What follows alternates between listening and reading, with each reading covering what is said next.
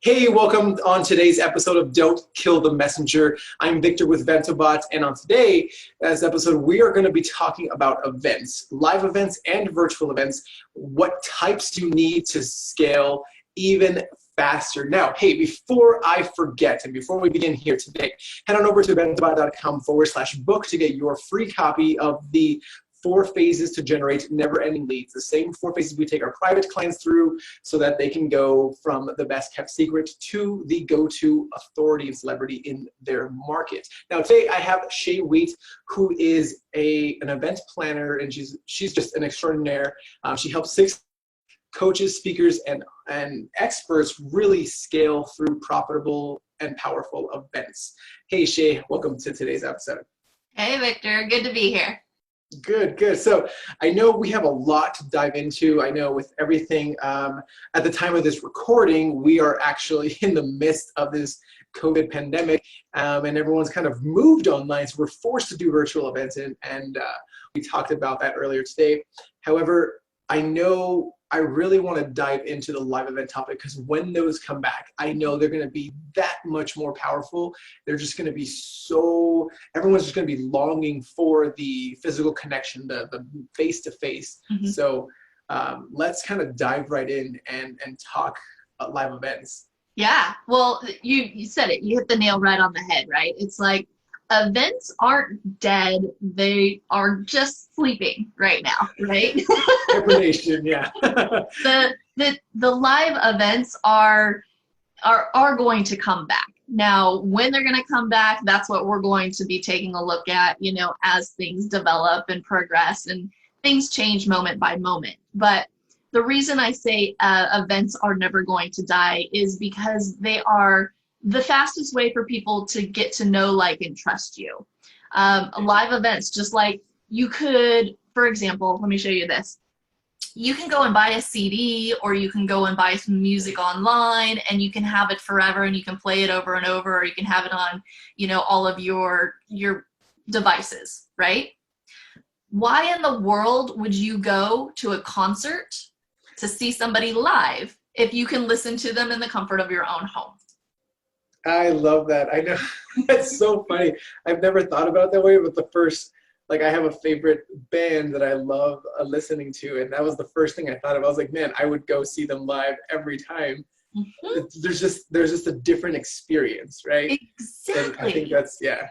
Yeah, because you get into like an emotional state, yeah. Right? You have like this highly experiential bond with the one who's hosting it, or the band, or the artist, or the event planner, or the host, right? It's just not over the phone. It's just not on the web. It's just dramatically different when you're there in person and you feel everything that's happening around you.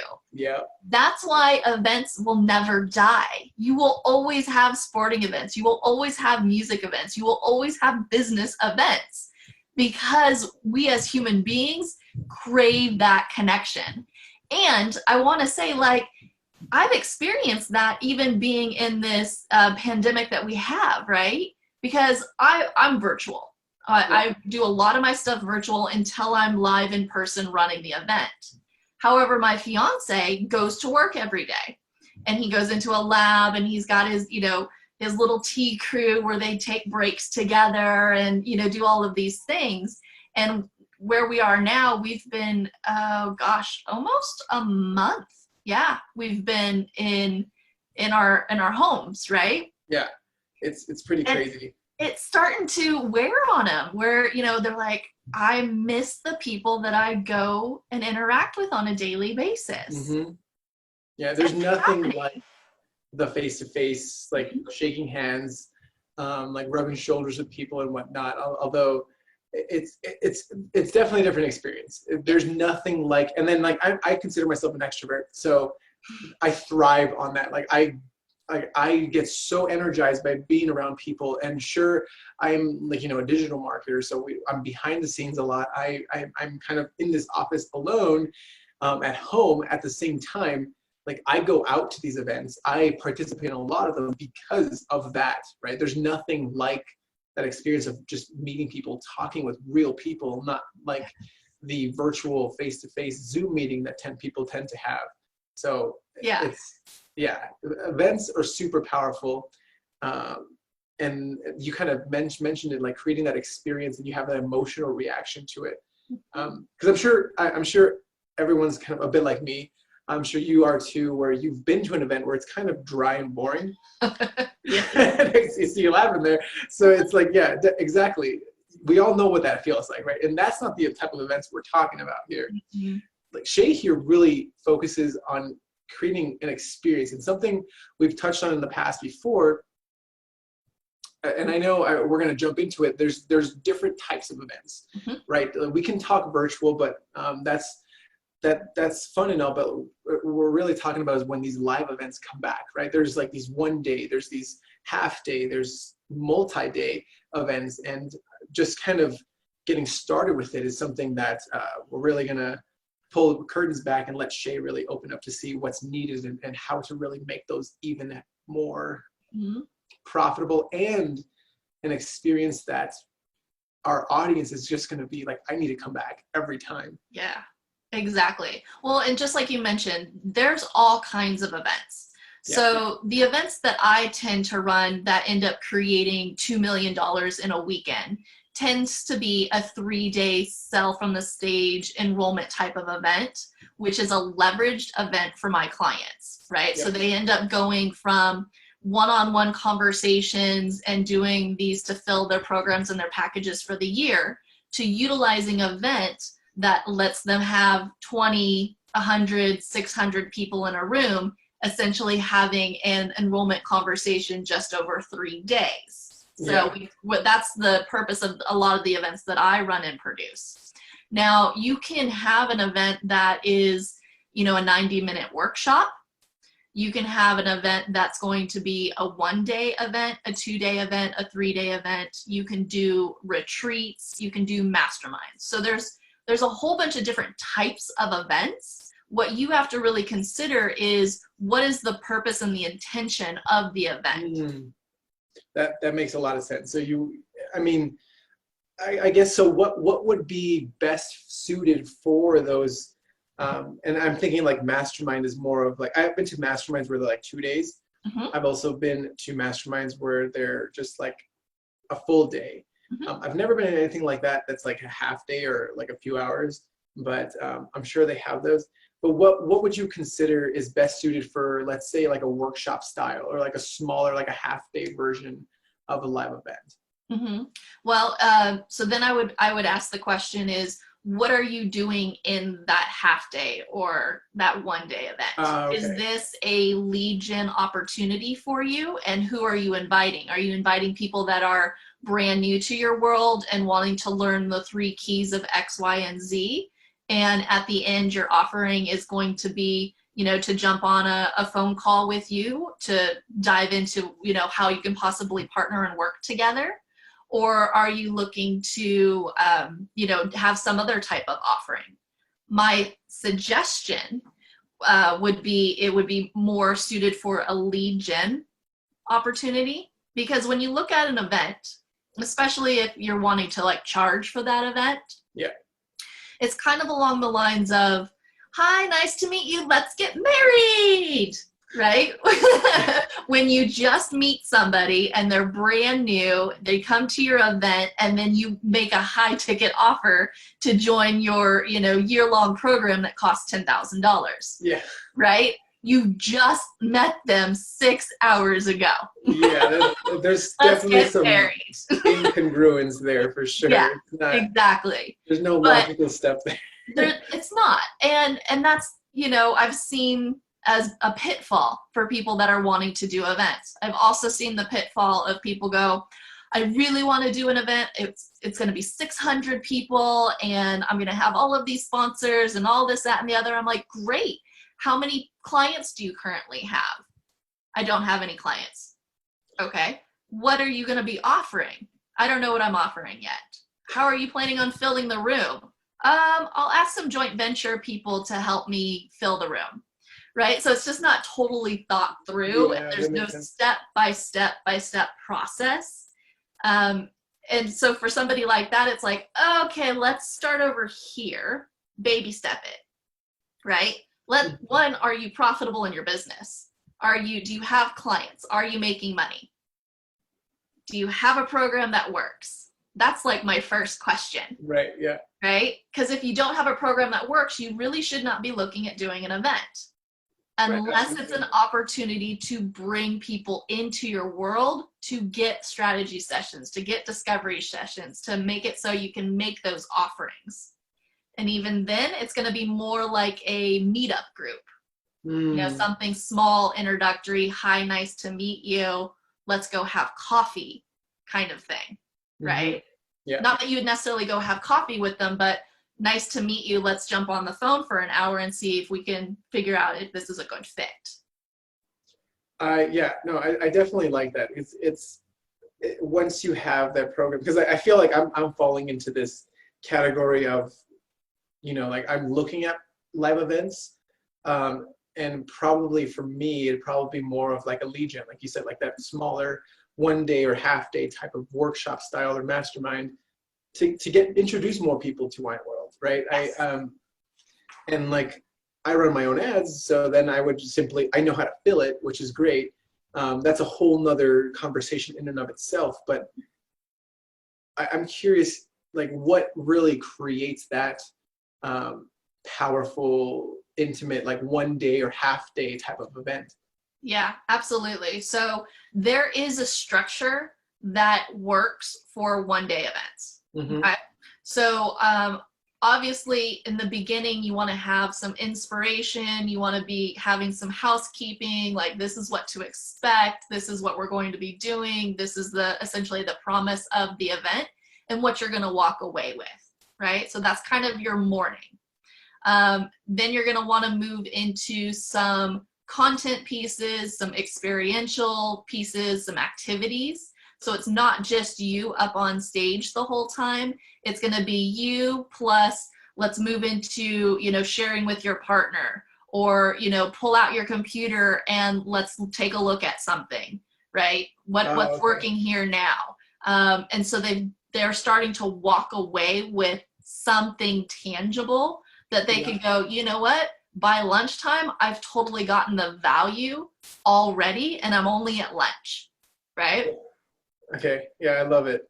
You also want to consider having some past clients be with you for some type of success panel, right? Because they want to see that it's more than just you saying it's great and amazing and it works. Yeah. They want to see actually people you've worked with, how it's worked for them, because they're sitting in the seats going, yeah, but Victor, like you've been doing this for years. Of course you know how to do this. Like I want to see somebody that you have only been working with for 2 months and the results, the crazy awesome results that they're getting, right? Yeah. Can I get, you know, the results that quick or that many results, or, you know, they want to see the proof. So you want to take a look at what that could be and who you can invite and showcase within your community. I love that. And that's interesting that you say to have like a client or two join those live events when you have them with new people for that reason. I like that because I mean, like I think of that same thing using those testimonials online as more objection handling, right? And I think it's used exactly as you said, the same exact way. Whereas they talk about their experience of the results that they like, the feeling that they got from the experience that they got working with us. Sure, everyone will get a result, and they might not get similar results, but they might be in that ballpark of like, oh, okay, I align more myself with that type of person.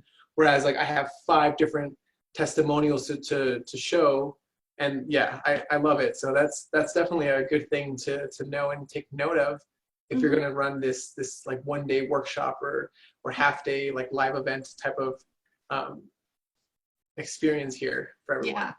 Well, and so then obviously you also need to take a look at what is the offer, right? What is it that, you know, you are there to support them with, right? So it's like you've given them some content, you've opened their eyes, you've shown them, okay, great, they thought their problem was this, and now you've opened their eyes to see, oh no, I'm actually missing a couple of things now, I didn't know that I didn't know. Yeah, right, exactly. Right? And your offer is what is going to support them in moving forward and helping them fix what they didn't know was quite broken because they were so close to it, right? Yep. And so that offer, there's a couple things. Like with a one-day event, you could charge for it. If you were going to charge for it, I would suggest a ticket price of anywhere from $27 to $97. So not a whole lot. Again, it's like, hi, nice to meet you. We're just starting to get to know each other. And then if you were going to make a paid offer for a one-day event, meaning that you were with them from 9 to 4, something along those lines, you could have an offer that is less than $4,000. But okay, you have to have the skill set and knowledge on how to actually sell from the stage, and that's a whole nother topic. Right? Yeah, I'm sure you can go into that. Yeah. But if you were looking at doing a one-day event, you could make a paid offering.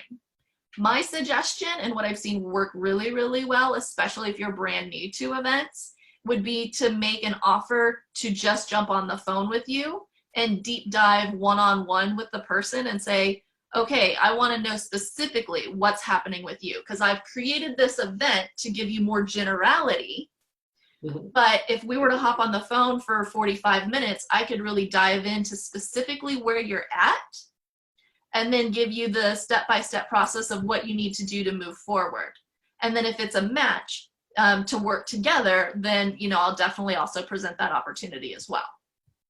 Right. No, that makes a lot of sense, and I get it. So that it's so if one, you have to know first, you have to have that program or service that actually delivers a result. Yes. 2, decide on whether you're really doing that half day or full day, and as long as you're bringing people into that at the end of it, make sure that you do have at least one client there to kind of support and answer any objections that people might have or questions really. And then an offer that's congruent as the next step. Yes, you got it. That's kind of the framework for a one day. Yeah, I love it. That's seems simple enough, but I'm sure there's a lot of other details that go. Like the first thing that's coming to mind for me is like, okay, lunch. I don't know how to do that. I'm not gonna like make sandwiches for everyone and give them. Like imagine. I'm sure there's a much better way of handling all of that. And again, like reaching out to venues and like how to even find the right venue, like that's, I feel like a whole other topic in itself as well. But that's why we would reach out to someone like you, right? That we definitely say like, hey, Shay, can you just take this off my hands so I can focus on the actual content and making sure it's the most valuable for them. And I'm not having to muddle that with trying to handle contracts with venues and lunches with caterers and stuff like that. And like, I'm just like, oh my God, I'm already thinking of like a ton of other things that could go wrong there. But the overwhelm is starting to rise. Yeah, I'm just like, I'm getting anxious just thinking about it. That's not even something I'm doing right now. But yeah, so that's why we have someone like you, right? To definitely take that off our hands. Yes. But let's say we wanted to make something like a little bit more long-term offer. That's when it sounds like that's when we would start to look at more multi-day events. Correct. Yes. So yeah, go ahead. Like, can you kind of elaborate on that and like what really fits those long multi-day, like 2-day or 3-day or? Yeah. So my sweet spot, and I really enjoy the 3-day events. I've done a couple of 2-day events, and it seems to work for particular clients. So one client that worked really, really well for her 2-day event, and this is not typical, right? Mind you, she has $4 million companies already, and she's in the online space, okay? Selling like e-commerce things. So she has a community already built that was coming to her and saying, we really want to meet in person. Will you please do an event? And so she's like, okay, maybe I'll do a 2-day event. Would that make you all happy? That makes sense. It was more of like a necessity for her audience and tribe rather than like Okay. Yeah, exactly. And so with that, she didn't have to, promote from scratch. She already had a group of people to say, okay, the doors are open. And I kid you not, we had a capacity at the venue that we had of having about 250 to 300 people capacity in the room, in the space, because that was the largest room they had at that venue. Yeah. It was sold out in 2 hours. That's insane. 2 hours. All the tickets were sold. So, that one's a little bit different, right? The content's a little bit different. However, she did make an offering for the next level for her community, for her clan, is what she calls them, her tribe. So that works really well because they already know, like, and trust her, and she doesn't have to build that rapport and relationship from scratch. Gotcha. Okay. Now, if you're bringing in people that are new to your world, even if they've been following you online for a while, but if they're still new to any programs and packages that you have, my suggestion is a 3-day event. Because now we're spending more time with them over an extended amount of time. And they get to know us over that period. It also doesn't seem as rushed. When you're doing a 2-day event, you want to cram in as much as you possibly can with the time that you have, and you have so much to give. But when you do a 3-day, you get to space it out a little bit more. You get to have a lot more experiential type of events that you can throw in there. You can bring in some more guest speakers. You could have more sponsors. You can add in different experiences to add to the value of the event that you're presenting. That makes sense. So, and you touched on this, like you can have more experiences, like experiential like pieces to it, and it allows you to go a little bit slower, which I like that too. And I'm curious what your thoughts are on this, because I've been to 3-day events where it's kind of like the day kind of ends around 4 or 5. But I've also been to the opposite end of that where they end at like 9 or 10. You're there from like 8 or 9 in the morning. So it's like literally all day. Is there a preference? Is there a reason to anything like that? A lot of it comes down to the event host. Knowing their tribe and their community, and also what it is that you're providing. So when I'm working with somebody that is more business focused, business training, business coaching, those tend to go like from 9 until day 1. They'll do like a reception. So the day will end at probably 5 or 6, and then it'll move into a reception and mingle. Day 2 will usually go until about 9 p.m. because that evening they're going to do some hot seats. They're going to do some one-on-one coaching. It was also with a 3-day event. You make the offer right before dinner on day 2. So this is an opportunity for people to come back and ask questions about the offering. Gotcha. And then day 3 would end at probably 5 or 6 o'clock for those business type of events. Now, if you're running a yoga event, right, you're probably not going to do that. You can still make a yoga event and retreat and sell from it like normal, but you may end up doing, a 10 to 4 because your community is a little bit different. So knowing who it is you serve is really super important. But you can still end up, I know we keep coming back to this in any conversation we have, you have to know your community. What do they want? Ask them, survey them, right? What do you want? Oh, look, here, I can deliver that. That's funny. So we were on a live, at the time of this recording, we were on a Facebook Live earlier today. We were talking about Business 101, like knowing who you serve. It always comes back down to that fundamental question, like knowing who it is that you actually serve and who you serve best. But yeah, to kind of, I guess to kind of come back from that sidebar, that's interesting how you said, like, it's definitely knowing your audience, right? Because I guess with me, then I fall into that category of the business type where we do those longer days and we have the reception and the dinner and the questions and everything like that, which makes sense. I've personally never been to a yoga retreat or anything like that. Not that I would actually love to go to something like that. I just never found I was like, oh, it doesn't make sense right now. So, so that's interesting.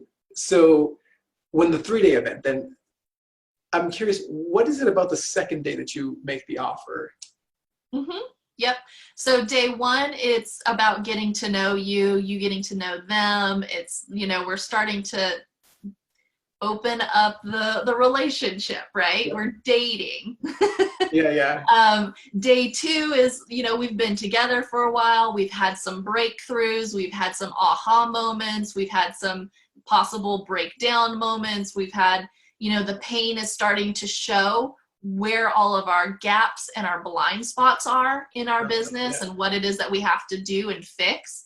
And the overwhelm is starting to show up of like, fudge, I've got to go home and figure out how to do all of this now. Right? Yeah. And so the next step is it just kind of eases right into it as, great, you now have all of the steps. Now either your options are to go home and do it yourself and figure it out yourself, or you can, bring us on as part of your team or your coach and have us assist you to work on all of these things. That makes sense. Because I've noticed that. I've noticed like almost every event I've been to, I'm like, day two, I was like, I know, I'm like waking up for the day. I'm like, I know there's an offer today. I don't know what it is, but it's going to be great. And it's very interesting. I've always just been curious why that was, I guess, more for me, just out of curiosity. But that does make sense, because I've seen a lot of those work really well lead into something like that. People are at that point, like midday, toward the end of the day, they're kind of like, wow, this is going to be hard to do on my own. Like they're already thinking that. So it just makes sense. Like, do you want help? Is really what it is, that question. Yeah. You're getting the value. We're telling you exactly what it is that you need to do.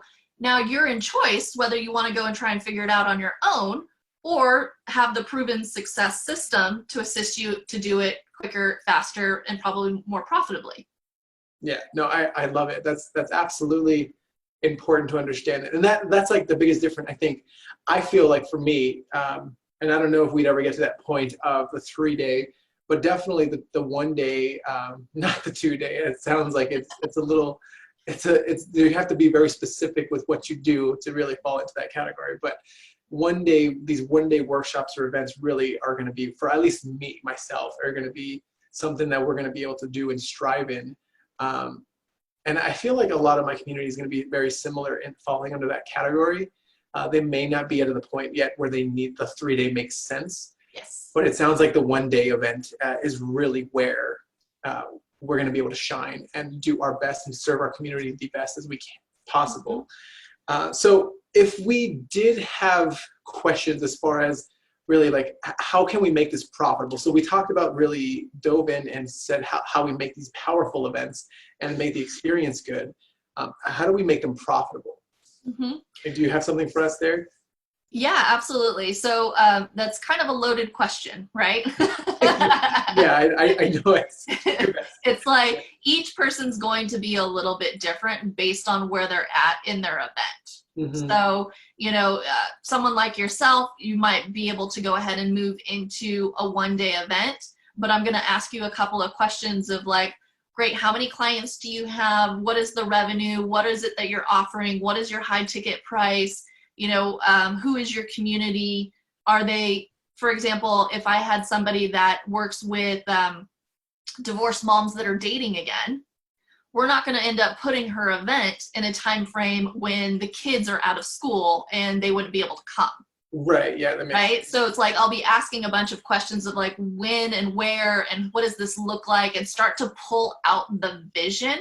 Okay. And that's kind of where it starts, right? It's like, what does this really look like for mm-hmm. you? And then from there we can go, okay, yeah, I see for you a 1-day would be great. Or maybe it's a workshop, or maybe it's a retreat instead to get started. Yeah, no, that makes sense. Mm-hmm. So those would be kind of the questions. And I know you have a resource for us to really get started yes. if we had. And what was that again? Yeah, so to do just that, to really dive deep into your business and see what is the best event for you that's going to make you the most money the fastest. So taking a look at your exact business, diving into those types of questions and then giving you the game plan of this is what I recommend for you right now. And it could be don't do events, or it could be yes, let's make sure that you've got the system in place, because there's an arc to it. There's an agenda the way that we set it up. There's a flow of what needs to happen when you're planning an event. And I want to make sure that all of your guests and your tribe here is set up for success. I don't want people doing events if they're not ready for it, because they will lose a lot of money. And I want you making money. I mean, of course. So that resource, is that the event profit identifier that you kind of provided? Yeah. Okay, cool. So if you head on over to eventprofitidentifier.com, again, eventprofitidentifier.com, it'll walk you through all of that to see if an event even makes sense for you right now. It may not. It may be exactly what you need. You may be in the 3-day, the 1-day.